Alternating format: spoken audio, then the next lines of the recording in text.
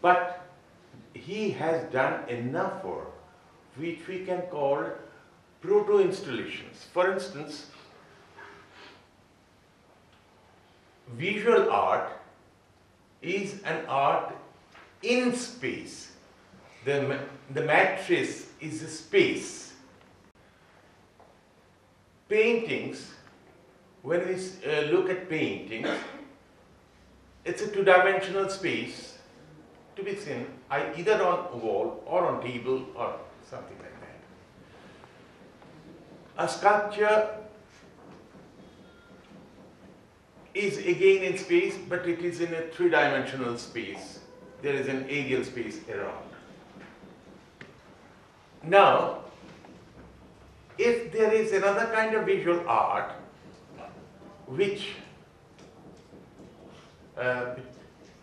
takes as matrix both the two-dimensional space and a space around, then you step into the field of installation from the field of painting or the field of sculpture. Subramanyan has done some such thing. Gandhi Darshan is one which was earlier, but then there is a small thing which he had playfully done in Chandranika. The animals going to animals on the ground, proceeding towards a two-dimensional space with relief figures. In Shantiniketan, it's crocodile. These are proto-installations.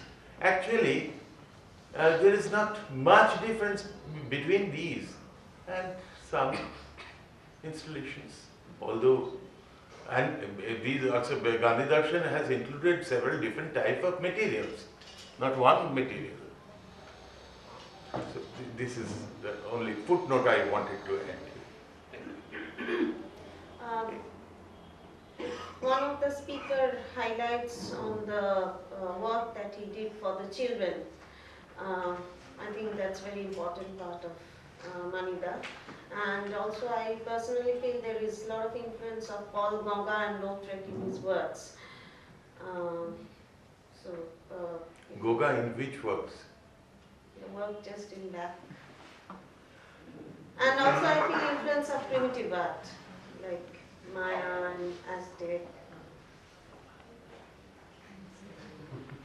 Yeah, of course, he has done some very interesting books, I mean, for children.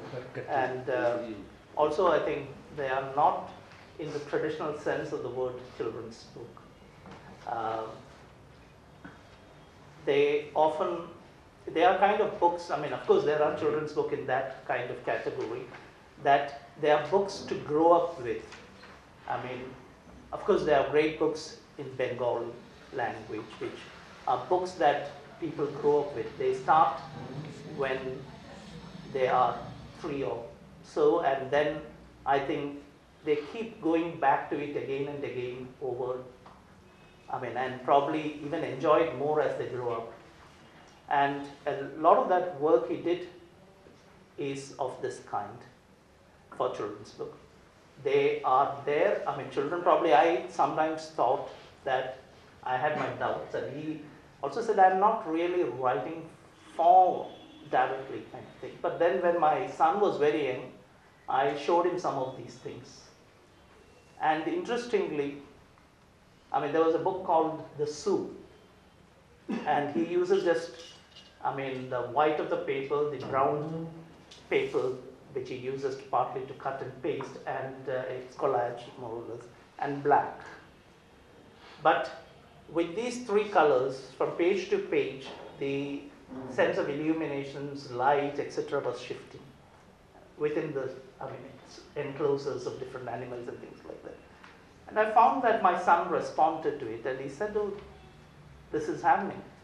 Now, so I realized probably, I mean, children also see, I mean, the fable that he wrote, the lesson that he wanted to put into the book, probably missed, but there was this visual experience which I think children take up more. So his books, in a sense, begin at, if you call them children's book, it is this visual experience that they first get. And then maybe as they grow, they kind of go into the stories.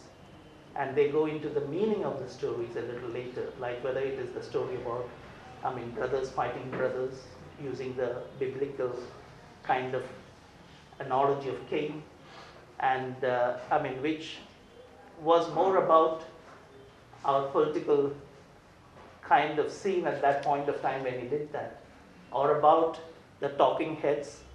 Interestingly, the only Indian book I found at MoMA when I visited there, and which is more about what is happening within our political establishment.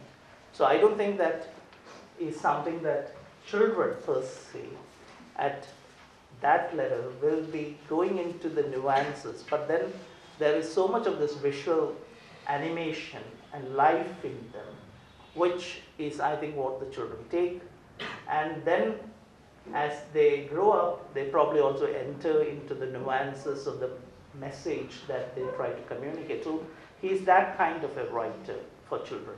Unlike some others who are much more kind of thing, they are very interesting. Another writer who, from Shantiniketan, who has done this again, maybe there were some people who built on this. Another artist, in a sense, is Ramachandran, who has done very interesting books for children. But his books are not of the same category. They are excellent books. They are excellent things meant for visual discovery.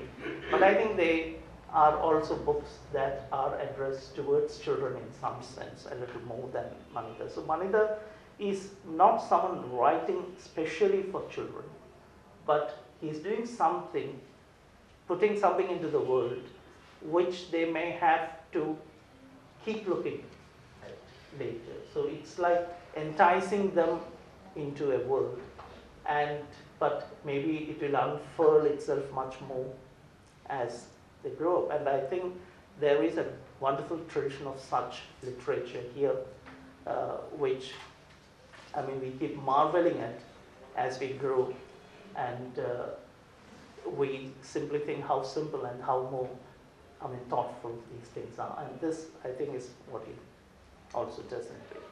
There's a wonderful mural in one of the girls' hostels in Shantiniketan of the really young kids, below teenagers. Would you speak a little bit about that? Not teenagers, that would have actually. to be a private conversation because we're totally out of time.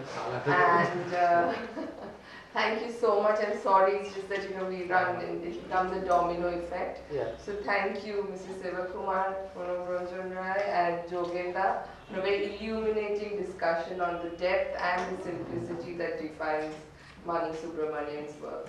We would now like to invite you for brunch, and thank you all for coming for this very special session. And we'd also urge you to see the works that were being spoken about.